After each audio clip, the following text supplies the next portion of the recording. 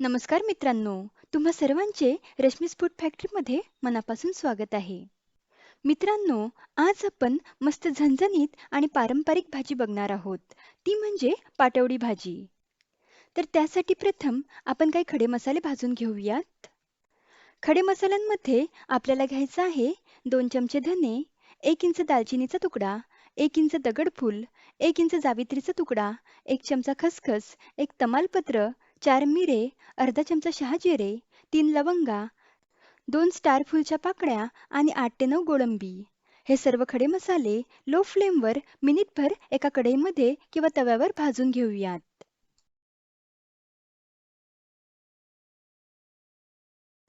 खडे मसाले व्यवस्थित भाजून झालेले आहेत, ते एका प्लेटमध्ये काढून घेऊयात. खडे मसाले भाजून झाल्यावर 2 चमचे चना डाळ खरपूस रंग येईपर्यंत लो फ्लेमवर भाजून घेऊयात. चना डाळ सेपरेटच भाजायची, कारण चना डाळ भाजायला थोडा वेळ लागतो. जर आपण खडे मसाल्यांसोबत चना डाळ भाजली तर खडे मसाले जळू शकतात. डाळ छान भाजून झालेली आहे. ही डाळ पण या खडे मसाल्यांच्या प्लेटमध्येच काढून घेऊयात. अर्धा वाटी बारीक कापून घेतलेलं खोबरं छान खरपूस रंगावर भाजून घेऊयात. खोबरं लवकर भाजलं जावं त्यासाठी यामध्ये अर्धा चमचा तेल टाकूयात, म्हणजे खोबरं लवकर भाजलं जाईल. खोबरं पण छान खरपूस रंगावर भाजून झालेलं आहे, ते एका प्लेटमध्ये काढून घेऊयात. इथे मी 2 मध्यम आकाराचे कांदे बारीक कापून घेतले आहेत. कांद्यामध्ये 1 चमचाभर तेल टाकून कांदा छान खरपूस रंगावर भाजून घेऊयात. तुम्ही बघू शकता कांदा पण छान खरपूस रंगावर भाजून झालेला आहे. तो एका प्लेटमध्ये काढून घेऊयात. आता मिक्सरच्या भांड्यामध्ये 9 ते 10 लसूण पाकळ्या, 1 इंच आल्याचा तुकडा, 4 ते 5 हिरव्या मिरच्या आणि थोडी कोथिंबीर ॲड करून याची मिक्सरला फिरवून बारीकसर पेस्ट तयार करून घेऊयात.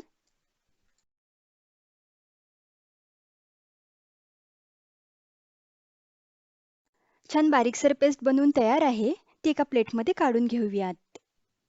आता याच मिक्सरच्या भांड्यामध्ये आपण जे खडे मसाले, कांदा व खोबरं भाजून घेतलं होतं ते ॲड करून त्याची बारीकसर पेस्ट बनवूयात. इथे छान खडे मसाले, कांदा व खोबरं याचं छान बारीकसर वाटण बनवून तयार आहे. हे वाटण बनवताना मी पोहे खायचे 2-3 चमचे पाण्याचा वापर केलेला आहे. आता हे वाटण पण एका प्लेटमध्ये काढून घेऊयात. आता आपण पाटवडी बनवण्यासाठी कणिक भिजवूयात. त्यासाठी मी ही 1 वाटी गच्च भरून बेसन घेतलेलं आहे. यामध्ये आता 1 चमचा आलं लसूण, कोथिंबीर व मिरचीची पेस्ट ॲड करूयात. त्यानंतर अर्धा चमचा लाल मिरची पूड, पाव चमचा हळद आणि अर्धा चमचा मीठ ॲड करून सर्व जिन्नस व्यवस्थित मिक्स करूयात. व्यवस्थित मिक्स करून झाल्यावर यामध्ये अगदी थोडं थोडं पाणी टाकून घट्टसर कणिक भिजवून घेऊयात. बेसन पीठ चिकट असल्यामुळे बेसन पीठ भिजवताना पाण्याचा अगदी कमी वापर होतो. त्यामुळे पाणी अगदी बेतानेच वापरा. तुम्ही बघू शकता छान घट्टसर गोळा बनवून तयार आहे.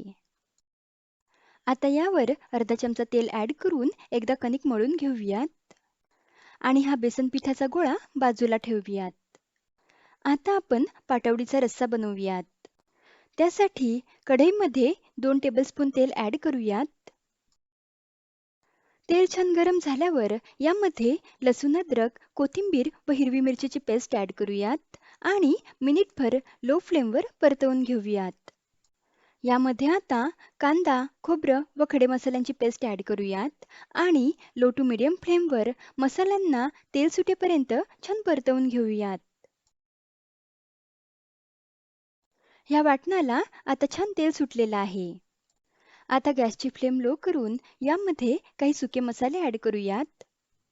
त्यासाठी इथे मी 1.5 चमचा लाल मिरची पूड आणि 1 चमचा बॅडगी मिरचीचं लाल मिरची पूड घेतला आहे, ते ॲड करूयात.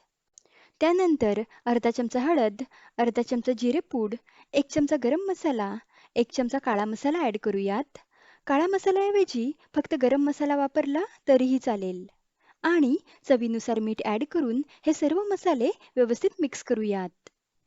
मसाले करपू नये म्हणून यामध्ये अर्धी वाटी गरम पाणी ॲड करूयात आणि मसाल्यांना छान तेल सुटेपर्यंत हे मसाले लो टू मीडियम फ्लेमवर परतवून घेऊयात.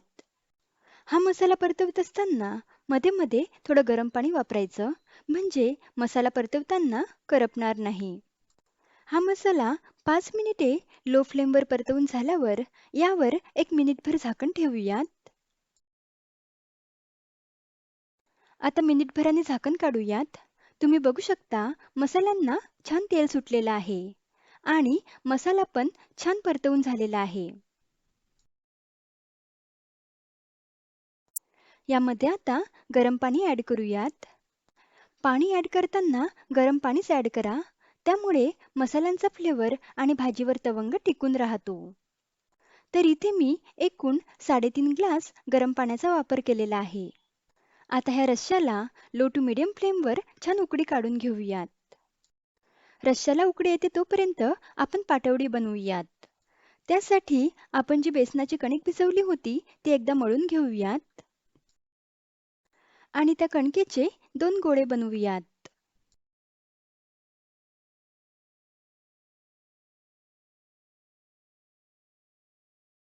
आता पोळपाट आणि लाटण्याला थोडं तेल लावून घेऊयात आणि बेसन पिठाचा एक गोळा घेऊन आपण जशी चपाती लाटतो तशी पातळ पोळी पीठ न लावताच लाटून घेऊयात.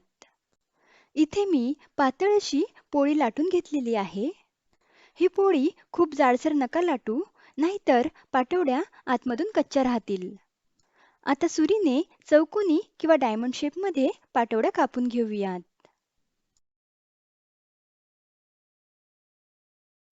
इथे मी चौकोनी आकारामध्ये पाटवड्या कापून घेत आहे. इथे मी सर्व पाटवड्या चौकोनी आकारामध्ये कापून घेतल्या आहेत. अशाच पद्धतीने दुसऱ्या बेसन पिठाच्या गोळ्याच्या पण पाटवडी आपण बनवून घेऊयात. इथे सर्व पाटवड्या बनवून तयार आहेत आणि इथे रश्श्याला पण छान उकळी आलेली आहे. रश्श्याला उकळी आल्यावरच आपल्याला पाटवड्या रश्श्यात ॲड करायच्या आहेत. आता ह्या उकडत्या रश्श्यात एक एक करून आपल्याला पाटवडी ॲड करून घ्यायच्या आहेत. इथे आपल्याला एक एक पाटवडी टाकायची आहे आणि थोड्या पाटवड्या टाकल्यावर चमच्याने मिक्स करायच्या आहेत. म्हणजे पाटवड्या एकमेकांना चिकटणार नाहीत आणि त्याचा लगदा होणार नाही. अशाच प्रकारे आपण सर्व पाटवड्या ॲड करून घेऊयात.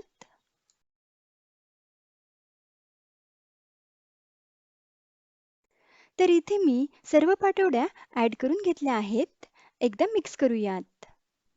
तुम्हाला जर वाटत असेल की भाजीमध्ये पाणी थोडं कमी झालंय, तर यामध्ये तुम्ही गरजेनुसार उकळतं पाणी घालू शकता. आता ह्या रश्श्याला छान उकळी आलेली आहे. भाजीला उकळी आल्यावर भाजीवर झाकण ठेवून मंद आचेवर 10 ते 15 मिनिटे ह्या पाटवड्या शिजवून घेऊयात. झाकण ठेवताना मात्र झाकण संपूर्ण ठेवू नका, असं अर्धवट ठेवा. नाहीतर मग ह्या पाटवड्या जास्त उकडून उतू जाऊ शकतात.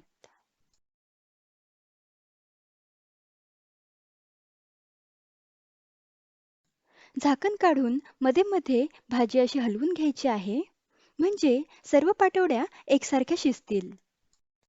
इथे 15 मिनिटे झालेले आहेत आणि पाटवड्या पण छान शिजल्या आहेत. इथे मी पाटवडीचा रस्सा चपातीसोबत खाण्यासाठी थोडा दाटसर केला आहे.